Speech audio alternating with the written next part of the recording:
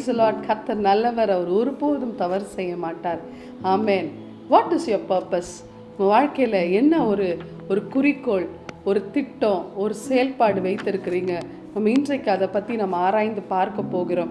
Miles Munro என்ற ஒரு ஊழியக்கார் இவ்விதமாய் சொல்லுகிறார், the greatest tragedy in life is not death but life without purpose. நம்ம வாழ்க்கையில் ஒரு பெரிய சோகம் என்று ஏதாவது கேட்டால் நம்ம என்ன சொல்லுவோம்னா, மரணம் தான் ஒரு பெரிய சோகம் நம்ம நினச்சிட்ருக்கோம். ஆனால் அது மரணம் இல்லை, குறிக்கோள் இல்லாத ஒரு வாழ்க்கை தான் ஒரு பெரிய சோகமாக இருக்குது என்று அவர் இவ்விதமாய் சொல்லுகிறார். ஆமாம் பிரியமானவர்களே, நம்ம ஒவ்வொருத்தரும் ஆராய்ந்து பார்க்கணும். நம்ம ஒவ்வொருத்தருக்கும் கர்த்தர் ஒரு திட்டத்தை வைத்திருக்கிறார், ஒரு குறிக்கோளை வைத்திருக்கிறார். அதன்படி நாம் செயல்படுகிறோமா, அதன்படி நாம் வாழ்கிறோமா, நாம் அதை சிந்தித்து பார்க்க வேண்டும். ரெனார்ட் போங்கே என்ற ஒரு அமெரிக்க ஜெர்மன் இவாஞ்சலிஸ்ட் இருந்தார்.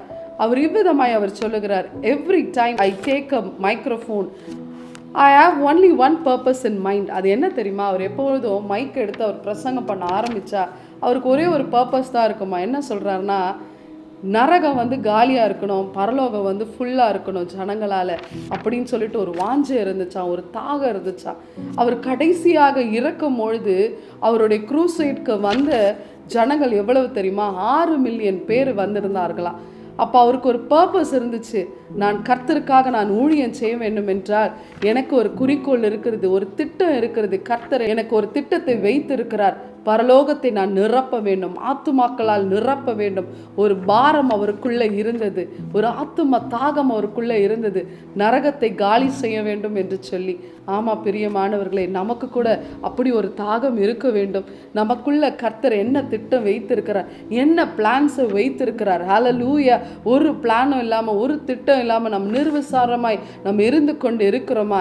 இன்றைக்கு நாம் சிந்தித்து பார்க்க வேண்டும். ஆண்டவராக இயேசு கூட சொல்லுறாருல, பிதாவின் சித்தத்தின்படி செய்வதே எனக்கு அனுதினம் போஜனமாக இருக்குது என்று சொல்லுகிறார்.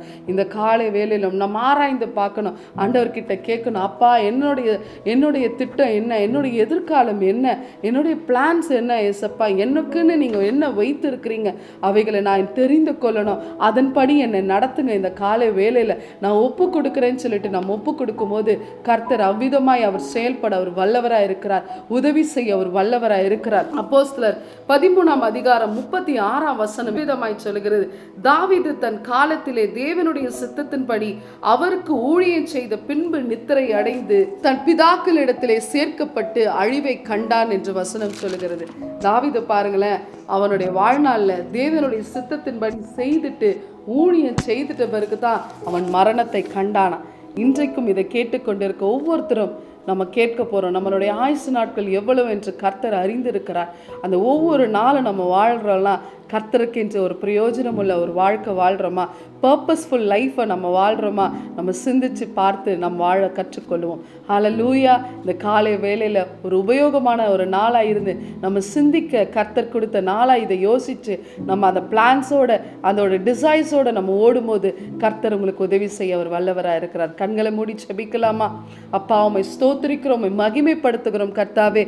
அப்பா, எங்களுடைய பிளான்ஸ், எங்களுடைய பர்பஸ், எங்களை நீங்கள் சிருஷ்டித்ததற்கு என்ன நோக்கம் என்று நாங்கள் அறிந்து அதன்படி செயல்படுத்த எங்களுக்கு உதவி செய்வீராக, எங்களுக்கு பலத்தை கொடுப்பீராக. அதற்கு இடையூறாக இருக்கிற எல்லா காரியங்கள், எங்களுடைய சுயம் எல்லாம் சாம்பலாய் மாறட்டும் கர்த்தாவே. அப்பா, நாங்கள் எங்கள் சுயத்தை நாங்கள் உங்களுடைய கரத்தில் ஒப்பு கொடுக்குறோம். அப்பா ஆண்டவரே, ஒரு பர்பஸ்ஃபுல் லைஃப் அப்பா, ஒரு ரெனார்ட் போங்கே போகிற ஒரு வல்லமை பெற்ற ஒரு ஊழியக்காரராய் உமக்கென்று ஒரு ஆப்பிரிக்கா தேசத்தில் அவர் போய் எப்படி ஒரு மிஷனரி ஊழியத்தை செய்தாரோ, எங்களை கொண்டு நீங்கள் என்ன ஒரு கூட்டத்தை ஜனத்தை வைத்திருக்கிறீர்களோ அவர்களுக்கென்று நாங்கள் ஊழியம் செய்ய அப்பா எங்களை எடுத்து நீங்கள் பயன்படுத்துங்க. உபயோகமான பாத்திரமாக எங்களை பயன்படுத்தும்படியாக இந்த காலை வேளையில் எங்களை அர்ப்பணித்து நாங்கள் செபிக்கிறோம். அப்பா, எங்களுக்கு உதவி செய்யுங்க, ஒரு பர்பஸ்ஃபுல் லைஃப்பை வாழ எங்களுக்கு உதவி செய்யுங்க. தாழ்த்தூரம் வெறுமையாக்குறோம் இயேசுவின் நாமத்தினாலே. ஆமேன், ஆமேன், ஆமேன். ஹல்லேலூயா. கர்த்தர் உங்கள் வாழ்க்கையில் தோல்வியில் ஜெயித்து வைத்திருக்கிறார். Praise the Lord. Daily blessing வேர்ட்ஸ்க்காக நீங்கள் எங்கிட்டு இருக்கீங்களா, இல்லை டெய்லி வார்த்தைகள் உங்களை ரீச் ஆகணும்னு நீங்கள் நினைக்கிறீங்களா? ப்ளீஸ் எங்களை யூடியூப்லேயும் இன்ஸ்டாகிராம்லேயும் ஃபேஸ்புக்லையும் ஃபாலோ பண்ணுங்கள். கீழே ஆண்டில்ஸோட நேம்ஸ் கொடுக்கப்படும்.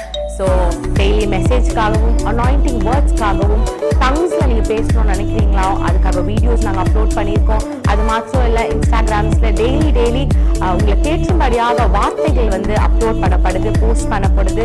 அதை பார்த்து ஃபாலோ பண்ணி நீங்க ஆசீர்வாதம் அடையணும் நாங்க விருப்பப்படுறோம். ஸோ எங்களோட இன்ஸ்டாகிராம் ஹேண்டில்ஸ் இங்க போடுவாங்க, ஃபேஸ்புக் ஹேண்டில்ஸ் இங்க போடுவாங்க. அது மாத்திரம் இல்லாம எங்களோட யூடியூப் சேனல்ஸ் இருக்கு, சப்ஸ்கிரைப் பண்ணுங்க.